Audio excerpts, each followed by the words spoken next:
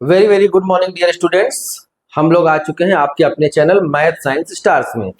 हम लोग R S Agarwal का मैथ पढ़ रहे हैं, जिसमें हम लोग क्लास 8 का मैथ पढ़ रहे हैं और एक्सरसाइज 3D पर हम लोग पहुंचे हैं, जिसमें क्वेश्चन नंबर 16 हम लोग डिस्कस करेंगे। ये भी क्वेश्चन नंबर 16 ठीक क्वेश्चन नंबर 15 की तरह है। अगर आपने लास्ट वीडियो देखा है तो उसमें आप देख सकते हैं, नहीं तो चैनल में लिंक दिया है, आप उस पर भी जाकर उसे देख सकते हैं। क्वेश्चन नंबर 15 और 16 एकदम सेम है। तो क्वेश्चन नंबर 16 में कह रहा है the student of a class arrange a picnic. एक क्लास है, उसमें स्टूडेंट क्या कर रहे हैं, पिकनिक अरेंज कर रहे हैं। Each student contribute as many rupees as the number of student in the class. If the total contribution is rupees 1156, find the strength of the class. पहले क्वेश्चन का मतलब समझिए कि क्वेश्चन का मतलब ये है कि किसी क्लास के स्टूडेंट ने पिकनिक अरेंज किया और अरेंज करने के बाद सब पे कंट्रीब्यूशन सबको करना था पिकनिक के लिए। तो पिकनिक में सब ने उतना पैसा दिया जितना नंबर ऑफ स्टूडेंट पूरे क्लास में थे। मान लीजिए कि अगर क्लास में 70 स्टूडेंट हैं तो सबने 70 दिया होगा और टोटल पैसा कितना इकट्ठा हो गया, इतना। लेकिन ये हमें पता नहीं है कि कितने स्टूडेंट थे, वही तो हमें निकालना है कि क्लास में कितनी स्ट्रेंथ थी। Find the strength of the class, तो हमें ये पता करना है। तो जितने बच्चे होंगे क्लास में उतने रुपए ही सब लोग देंगे। तो हम सबसे पहले क्या करेंगे कि let the number of student in class, let the number of student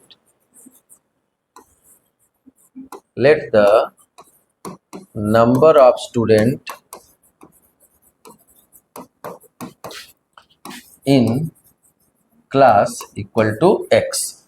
अभी पता नहीं है कितने बच्चे हैं, तो हमने उसको मान लिया कि x बच्चे थे।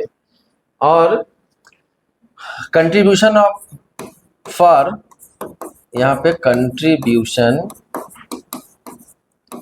For picnic, contribution for picnic by each student.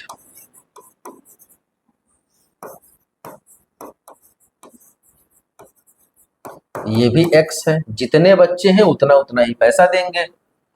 तो अब हम इसे फैक्टर करेंगे 1156।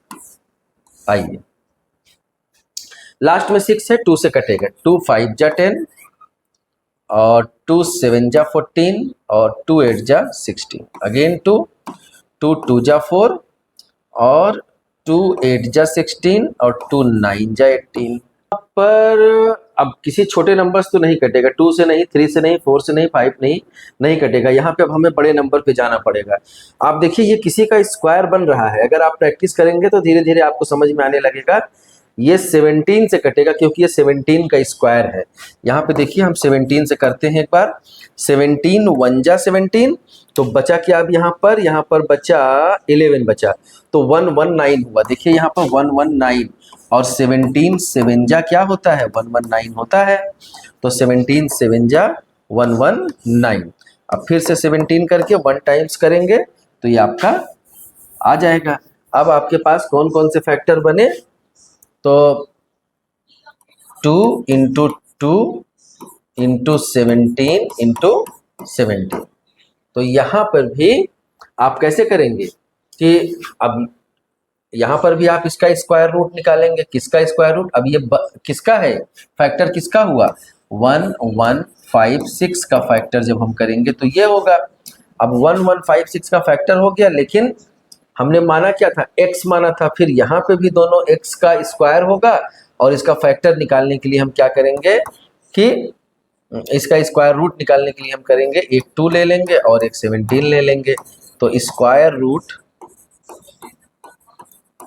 इक्वल टू लिख सकते हैं, बहुत ज़्यादा डिटेल अब हम नहीं लिखेंगे। 17 2 जा 34 आंसर आ जाएगा। तो इसका मतलब कि 34 स्टूडेंट थे पूरे क्लास में।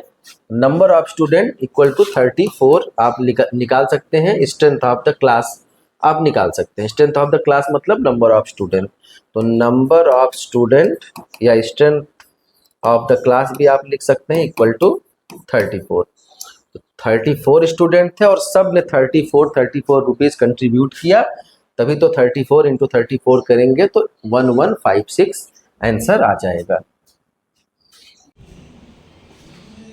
आइए क्वेश्चन नंबर 17 देखते हैं। क्वेश्चन नंबर 17 में find the least square number which is exactly divisible by each of the number 6, 9, 15 and 20। हमें ऐसा लीस्ट स्क्वायर नंबर चाहिए जो कि इन सारे नंबर्स से वो डिवाइड हो जाए। हमें ऐसा नंबर नहीं चाहिए कि इस नंबर से वो नंबर डिवाइड हो जाए, हमें ऐसा स्क्वायर रूट नंबर मतलब स्क्वायर नंबर चाहिए, परफेक्ट स्क्वायर चाहिए कि जो इन सब नंबर से डिवाइड हो जाए। तो हम इसे कैसे निकालेंगे? हम सबसे पहले तो क्या करेंगे कि इन सारे नंबर्स का एलसीएम निकाल लेंगे। इसका रूल है, सबसे पहले हम एलसीएम ऑफ 6, 9, 15 एंड 20 का हम एलसीएम निकाल लेते हैं। आइए लिखते हैं इसको।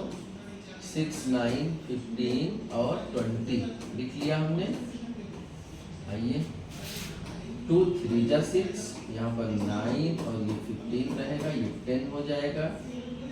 यहाँ पर हम कर लेते हैं 2, फिर 3, 9, 15 और यहाँ पर 5 जा 10, 3 ले लिए, 3 1 जा, 3 3 जा और 3 5 जा, फिर 5 अगेन 3 1 1 5 5 अगेन। अब क्या ले लेंगे? 5 ले लेंगे, 1 1 और यहाँ पर 1 और यहाँ पर भी 1। ये हो गया।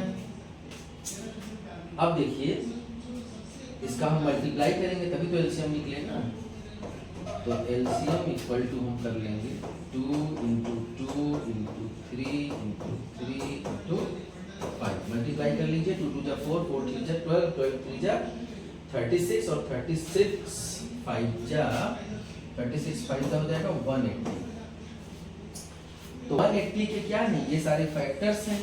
तो फैक्टर्स ऑफ 180, अब यहाँ पर हम लिखेंगे फैक्टर्स ऑफ 180, फैक्टर्स ऑफ 180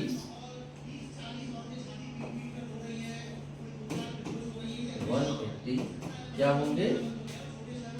2 2 3 3 5। अब देखिए, अब इसे अगर हमें परफेक्ट स्क्वायर बनाना है तो सबसे पहले हमें क्या करना पड़ेगा? देखिए यहाँ पर आप देख लीजिए कि ये भी आपका पेयर बन रहा है, ये भी पेयर बन रहा है, लेकिन यहाँ पर पेयर नहीं बन पा रहा है। तो यहाँ पर पेयर बनाने के लिए आपको क्या करना पड़ेगा?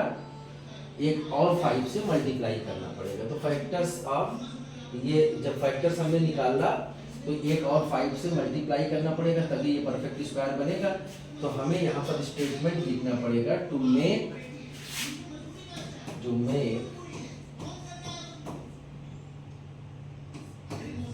द नंबर, कौन सा नंबर, किस नंबर को? To make the number 180 perfect square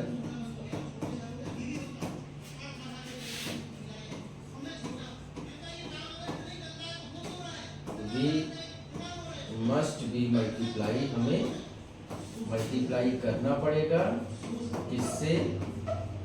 we must be multiply by 5। तो हमें 5 से मल्टीप्लाई करना पड़ेगा। तो हम क्या लिख सकते हैं इसे?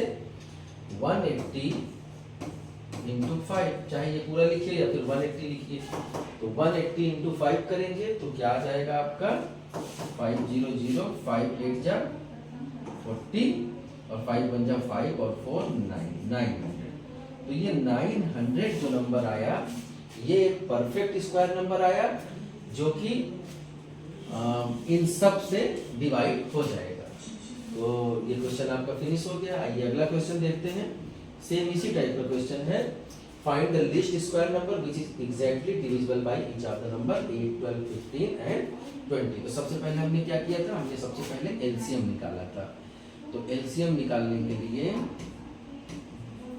LCM of 8, 12, 15 and 20। आइए लिख लेते हैं 8, 12, 15 एंड 20। सबसे पहले 2 ले लिया जाए। 2 4 जा, 2 6 जा, 15 और यहाँ पर क्या ले लिया जाए, यहाँ पे 10 हो जाएगा। अगेन 2 ले लेते हैं, 2 2 जा 2 3 जा और 15 तो रहेगा ही, 2 5 जा। फिर से आइए 2 ले लेते हैं, 2 1 जा 3 और 15 और 5 आपका बच गया। अब 3 लेना पड़ेगा क्योंकि स्मॉलेस्ट वाला, यहाँ पे 1 और 3 5 जा 15 और ये 5 बचा। अब 5 लेना पड़ेगा, 1 1 1 1 सब। अब क्या होगा, एलसीएम सबका मल्टीप्लाई करना पड़ेगा, 2 इंटू 2 इंटू 2 इंटू 3 इंटू 5। 2 2 जा 4 4 2 जा 8 8 3 जा 24 और 24, चलिए फिर से देख लीजिए, 2 2 जा 4 4 2 जा 8 8 3 जा 24 इंटू 5 क्या हो जाएगा ये, देख लीजिए 5 4 जा 20 और 5 2 जा 10 और 120, तो 120 आपका एलसीएम आ गया। तो एलसीएम आया आपका 120। अब आप लिखेंगे factors of 120, factors of 120। Factors of 120 देखिए आपका डायरेक्ट मिल जा रहा है। अगर आप चाहें तो इस 120 का फैक्टर निकालेंगे तो फिर से यही आएगा। देखिए अगर हम यहाँ पे ये भी करें कि 120 का ऐसे फैक्टर निकालेंगे तो सारे यही मल्टीपल्स आपके फैक्टर्स फिर से आ जाएंगे। तो डायरेक्ट हमने इसका यूज कर लिया है। तो फैक्टर्स ऑफ 120 इक्वल टू क्या हो जाएगा आपका, हो जाएगा 2 2 2 3 5। अब यहाँ पर देखिए इसके बाद हमें क्या करना पड़ता है, परफेक्ट स्क्वायर बनाने के लिए। यहाँ पर तो आपका पेयर है, यहाँ भी पेयर नहीं है, ये भी पेयर नहीं है, ये भी पेयर नहीं है। तो अब हमें क्या करना पड़ेगा, हमें जिन जिन नंबर का पेयर नहीं होता है उन सारे, जैसे इससे पहले था तो सिर्फ एक नंबर का को मल्टीप्लाई करना था, लेकिन ऐसा जरूरी नहीं है। अगर आपके कई सारे नंबर्स हैं जो कि पेयर में नहीं है तो उन सारे नंबर्स से आप मल्टीप्लाई करेंगे उसे स्क्वायर बनाने के लिए। तो अब क्या करना है इसमें कि to make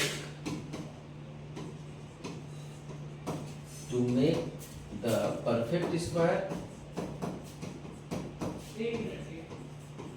to make the perfect square we must multiply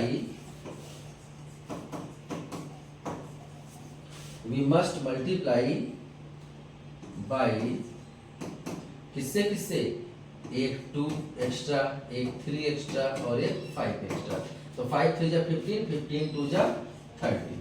तो टोटल कितने से हम मल्टीप्लाई कर देंगे, 30 से मल्टीप्लाई कर देंगे। किस में मल्टीप्लाई करेंगे, 120 में। ये पूरा मल्टीप्लाई करेंगे तो 120 आएगा।